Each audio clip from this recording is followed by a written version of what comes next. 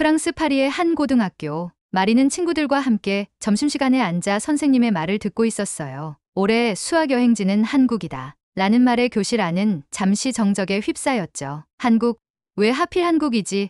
학생들 사이에서 웅성웅성 실망 섞인 목소리가 터져 나왔습니다. 마리도 실망을 감추지 못했어요. 그녀는 원래 이탈리아나 스페인 같은 유럽 국가로 여행을 갈 거라 기대했거든요. 낯선 아시아 국가에 대한 막연한 거리감과 정보 부족 때문에 그녀는 솔직히 흥미가 생기지 않았습니다. 한국 음식이 맵다고 하던데 거기서 뭘 할 수 있을까? 한국말은 너무 어려워 보이잖아. 친구들과 이런저런 걱정을 나누던 마리는 처음엔 여행을 가고 싶은 마음이 없었습니다. 그러나 선생님은 미소를 지으며 말했죠. 여러분, 한국은 정말 특별한 나라입니다. 여러분이 직접 가서 보고 경험한다면 생각이 바뀔 겁니다. 역사, 문화, 기술, 음식 모든 면에서 여러분에게 놀라움을 선사할 거예요. 마리는 반신반의하면서도 마음 한편에 작지만 묘한 호기심이 생겼습니다. 정말 그런가?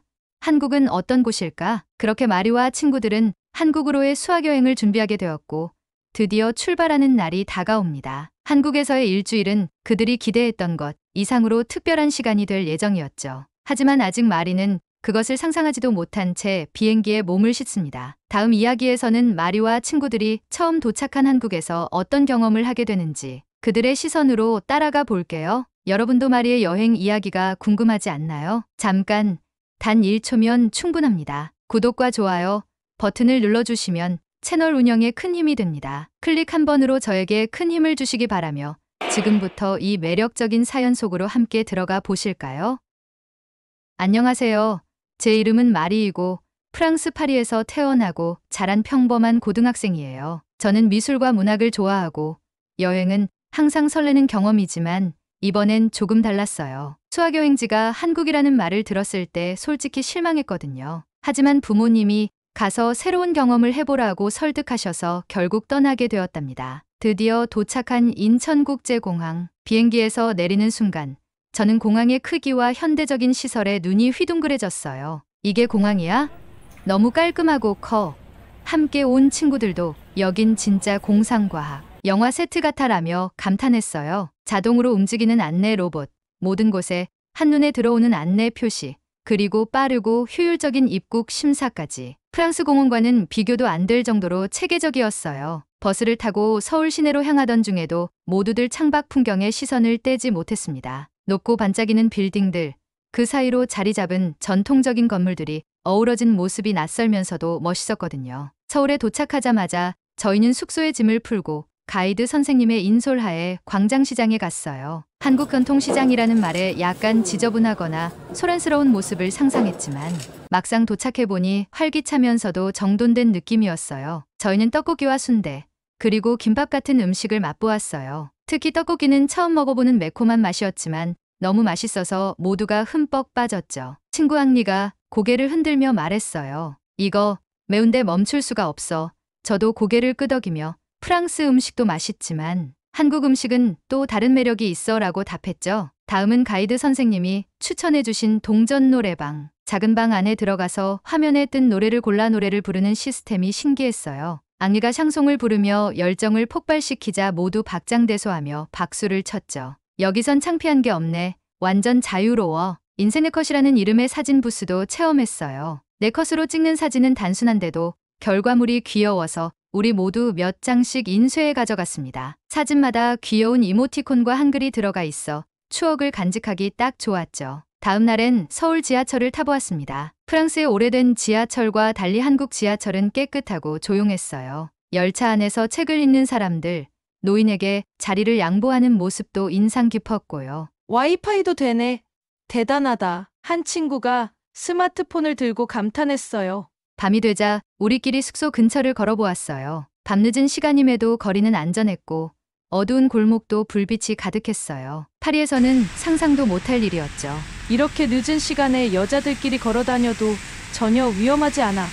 저는 친구들과 웃으며 한국의 치안에 또 한 번 감탄했습니다. 서울에서의 첫날은 이렇게 끝이 났어요. 한국은 저에게 단순히 낯선 나라가 아니라 그동안 알지 못했던 새롭고 매력적인 세계로 다가오고 있었습니다. 이제 저는 더 많은 것들을 경험하고 싶다는 기대감으로 가득 차 있었어요. 다음은 어떤 놀라운 일이 기다리고 있을까?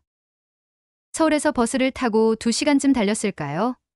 대전에 도착한 저희는 국립중앙과학관을 가장 먼저 방문했어요. 건물 안에 들어서자마자 과학의 세계가 눈앞에 펼쳐졌죠. 입구에는 거대한 공룡 모형이 우뚝 서 있었고 그 뒤로는 최신 기술을 체험할 수 있는 전시물들이 줄지어 있었습니다. 제일 먼저 체험한 건 로봇과의 3D 펜 드로잉 대결이었어요. 로봇팔이 3D 펜으로 그림을 그리는 동안 저도 로봇과 같은 도구를 들고 그림을 그리기 시작했죠. 와, 이 로봇 정말 정교해. 내가 이렇게 열심히 해도 따라갈 수 없을 것 같아. 로봇은 빠르고 정확하게 그림을 완성했고 저희는 그 모습을 보고 입을 다물 수 없었어요. 다음으로는 가상현실 VR 체험관에 갔습니다. 저는 우주 탐험 프로그램에 참여했는데 가상현실 기기를 쓰자마자 제가 우주선 조종사가 된 듯한 기분이 들었죠. 가이드가 안내하는 대로 우주를 날아다니며 은하수를 관찰하는데 친구 앙리가 외쳤어요. 이건 진짜 영화 속 한 장면 같아. 너무 신기하다. VR 체험을 마치고 나오니 모두들 눈이 반짝반짝 빛나고 있었죠. 점심시간엔 대전의 명물인 칼국수를 먹으러 갔어요. 커다란 그릇에 가득 담긴 면과 진한 국물은 입맛을 사로잡기에 충분했어요. 저는 고소한 육수 맛에 감탄하며 국수를 후루룩 먹었죠. 이런 음식은 프랑스에서 본 적이 없어. 정말 따뜻하고 맛있다. 대전에서의 시간은 미래적인 기술과 따뜻한 음식으로 가득 찬 색다른 하루였습니다. 다음 방문지는 전주였습니다. 전주에 도착한 저희는 한옥마을을 방문했습니다. 한국의 전통 가옥인 한옥이 줄지어 늘어서 있는 마을은 처음 보는 풍경이라 모두가 넋을 잃고 걸었어요. 이건 마치 시간이 멈춘 공간 같아. 여기가 정말 21세기 한국이 맞아? 전주 한옥마을에서는 직접 한복을 입어볼 수 있는 체험도 있었어요. 저는 연보라색 한복을 골랐고 옷을 입고 거울을 보자 잠시 말을 잃었어요. 나 한국 드라마 주인공 같아. 친구들도 서로를 보며 웃고 사진을 찍으며 즐거운 시간을 보냈습니다. 한옥마을을 걸으며 가장 기억에 남았던 순간은 거리 한편에 자리 잡은 작은 전통 공방에서의 체험이었어요. 저희는 직접 부채를 만드는 수업에 참여했는데 한지로 만든 부채에 그림을 그리며 각자만의 디자인을 완성했죠. 이건 내 한국 여행의 특별한 기념품이 될 거야. 저는 해와 바다를 그려 넣으며 한국의 따뜻한 풍경을 표현했답니다. 점심으로 먹은 전주 비빔밥도 잊을 수 없어요. 커다란 그릇에 가지런히 놓인 채소와 계란 프라이를 고추장과 함께 비벼 먹었는데 입안에 퍼지는 맛이 정말 감동적이었죠. 이게 전주 비빔밥이구나. 이렇게 간단한데도 이렇게 맛있다니. 저희는 접시를 싹 비우며 전주의 맛에 흠뻑 빠졌습니다. 제주도는 아침 비행기를 타고 도착했어요. 창문 너머로 보이는 푸른 바다와 검은색 용암지대가 너무 아름다워 모두가 사진을 찍느라 바빴죠. 제일 먼저 방문한 곳은 성산일 출봉이었어요. 산에 오르는 길은 조금 가팔랐지만 정상에 도착하니 탁 트인 바다와 초록 들판이 한눈에 들어왔어요. 와, 이런 풍경은 처음이야. 바람이 시원하게 불어오고 바다 너머로 태양빛이 반짝이는 모습은 마치 그림 속에 들어온 것 같았죠. 제주의 독특한 자연을 느끼며 저희는 용눈이 오름에도 올라갔어요. 넓은 초원을 걷는 동안 말을 가까이에서 볼 수 있었는데 처음 보는 한국의 말들은 너무나 귀여웠습니다. 여기서 사진 찍으면 완전히 인스타그램 각이야. 저희는 자연 속에서 자유롭게 뛰어다니며 시간을 보냈죠. 마지막으로 간 곳은 감귤 농장이었어요. 직접 귤을 따서 먹어보는 체험은 신선한 제주만의 경험이었어요. 귤 껍질을 벗기니 달콤하고 상큼한 향기가 퍼졌고 입에 넣자마자 터지는 즙이 정말 맛있었죠. 이건 파리에서 절대 못 먹어. 제주에서만 가능한 맛이야. 제주에서는 저녁으로 흑돼지 바비큐를 먹었는데 숯불에 구운 고기의 풍미는 놀라울 정도로 풍부했어요. 친구들과 맛있게 먹으며 웃음꽃을 피운 저녁, 그리고 바닷가에서의 밤 산책으로 제주의 하루는 완벽하게 마무리되었습니다. 대전의 미래적인 기술, 전주의 전통적인 감성, 그리고 제주의 자연이 모두 저에게 깊은 인상을 남겼어요. 각 도시마다 완전히 다른 이야기를 품고 있는 한국은 정말 매력적인 나라였죠. 내가 처음엔 한국 여행을 싫다고 생각했던 게 믿기지 않아. 다음은 여행의 마지막 날, 서울에서 자매결연 학교를 방문하는 일정이 기다리고 있습니다. 과연 어떤 일이 벌어질까요? 수학여행의 마지막 날, 저희는 자매결연을 맺은 서울의 한 고등학교를 방문했어요. 버스에서 내리자 한국 학생들이 정문 앞에 줄을 서서 환영해 주었죠. 봉주르, 환영합니다. 학생들이 프랑스어로 인사하자 모두가 놀라며 박수를 쳤어요. 한국 학생들은 저희를 위해 손수 만든 환영 플래카드와 선물을 준비해 두었더라고요. 한국 친구들 정말 따뜻하네. 저희는 살짝 긴장했던 마음을 풀고 곧바로 학교 안으로 들어갔습니다. 첫 번째 일정은 운동장에서 한국 학생들과 함께 축구와 족구 시합을 하는 시간이었어요. 저는 평소 축구에 자신이 없었지만 한국 친구들의 적극적인 모습에 용기를 내어 팀에 합류했죠. 축구 시합은 놀랍도록 치열했어요. 한국 학생들은 정말 빠르고 전략적이었고 저희는 뒤늦게 따라가느라 진땀을 뺐죠. 이 친구들 프로 선수 아니야? 특히 골키퍼를 맡은 한국 학생의 놀라운 반사신경에 모두가 감탄했어요. 하지만 저희도 쉽게 물러나지 않았어요. 앙이가 절묘한 패스를 해줘서 제가 우연히 골을 넣게 되었거든요. 와, 내가 골을 넣다니. 양 팀 모두 환호하며 저를 축하해 주었고 경기장은 웃음과 박수로 가득 찼습니다. 다음으로 진행된 족구 시합은 더 재미있었어요. 저희는 족구라는 스포츠를 처음 접했지만 규칙을 배운 후 금방 익숙해졌죠. 공이 네트를 넘어가자마자 머리로 받아내는 한국 친구들의 능숙한 플레이를 보며 모두가 입을 벌렸습니다. 이건 축구랑 배구를 섞어 놓은 거네. 너무 신기하다. 저희 팀은 한국 팀에게 아슬아슬하게 졌지만 모두가 즐거운 시간을 보냈습니다. 운동 경기 후 이제 실내로 이동해 준비된 수학 문제풀이 대회가 시작되었어요. 칠판에는 문제 몇 개가 적혀 있었고 선생님이 설명을 덧붙였죠. 각 팀에서 자신 있는 학생이 나와 문제를 풀어보세요. 처음엔 간단한 방정식 문제였어요. 한국 학생들이 손을 번쩍 들고 빠르게 나와 답을 풀었죠. 와, 정말 빠르다. 저희 팀에서도 한 친구가 나섰는데 천천히 문제를 풀어나가는 모습에 모두가 응원을 보냈습니다. 두 번째 문제부터는 분위기가 묘하게 변했어요. 한국 학생들은 적극적으로 나섰지만 저희 팀은 점점 머뭇거리기 시작했죠. 저는 용기를 내어 한번 나가봤지만 한국 학생의 놀라운 풀이 속도와 정확성에 살짝 기가 죽고 말았습니다. 이 친구들 수학 천재 아니야? 프랑스 친구들은 농담처럼 말했지만 모두가 한국 학생들의 자신감과 능력에 깊은 인상을 받았어요. 한국 학생들은 저희에게 미소를 지으며 다독여 주었어요. 잘했어요. 중요한 건 자신감이에요.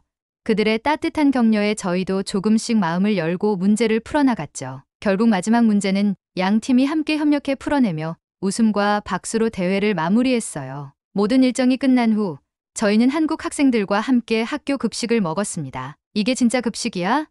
너무 맛있어 보여. 메뉴는 김치볶음밥, 미역국, 잡채, 그리고 작은 디저트로 나온 떡이었어요. 저는 처음엔 약간 낯설게 느껴졌지만 한 입 먹어보자 감칠맛에 빠져들었죠. 이 급식은 프랑스 레스토랑에서도 나올 만한 맛이야. 한국 친구들은 급식을 먹는 동안 저희와 많은 이야기를 나눴어요. 한국에서 가장 신기했던 건 뭐였어요?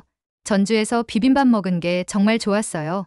한복도 입어봤어요. 저희는 각자 여행에서의 경험을 이야기하며 웃음을 나눴고 서로 다른 문화를 이해할 수 있는 소중한 시간이 되었습니다. 헤어질 시간이 다가오자 아쉬운 마음이 가득했어요. 저는 한국 친구들과 연락처를 주고받으며 이렇게 말했죠. 꼭 다시 만나자. 프랑스로도 놀러 오면 좋겠어. 그들은 저에게 한국에서의 좋은 추억을 잊지 말라며 작은 기념품을 건네줬어요. 이번 만남은 단순한 체험 그 이상이었어요. 운동장에서의 대결, 수학 문제 풀이, 그리고 급식 시간 동안 우리는 서로의 문화를 이해하고 우정을 쌓을 수 있었죠. 한국 친구들은 정말 따뜻하고 내가 배울 점이 많아. 저는 여행을 시작했을 때의 마음과는 완전히 다른 기분으로 버스에 올랐어요. 이제 한국은 제게 낯선 곳이 아니라 다시 오고 싶은 특별한 나라가 되었습니다.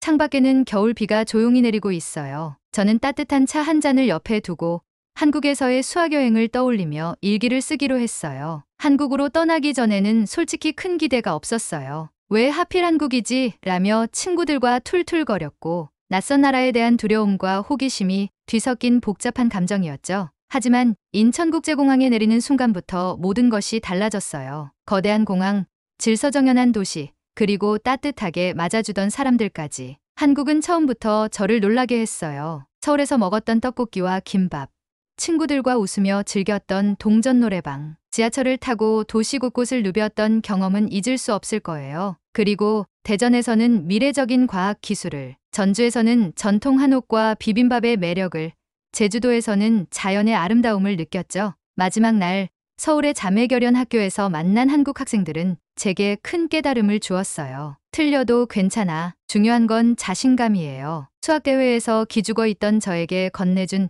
그 말이 얼마나 힘이 되었는지 몰라요. 한국 친구들은 운동장에서든 급식 테이블에서든 저희를 진심으로 대해 주었고 그 덕분에 우리는 짧은 시간 동안 깊은 우정을 나눌 수 있었어요. 저는 오늘 일기를 쓰며 다시 한번 한국을 떠올려 봅니다. 한국은 정말 특별한 나라였어요. 단순히 볼거리나 먹거리가 좋은 여행지가 아니라 사람들의 따뜻함과 자신감이 넘치는 문화를 배우고 느낄 수 있었던 곳이었죠. 그리고 저는 결심했어요. 언젠가 다시 한국에 가야겠어. 다시 가서 한복도 입고 떡볶이도 더 먹고 자매결연 학교 친구들도 만나고 싶어요. 이번에는 혼자가 아니라 가족과 친구들을 데리고 가고 싶어요. 그들에게도 제가 경험한 한국의 특별함을 보여주고 싶거든요. 일기를 마무리하며 창밖을 바라보니 어느새 비가 멈추고 별이 반짝이고 있네요. 다시 만나 한국.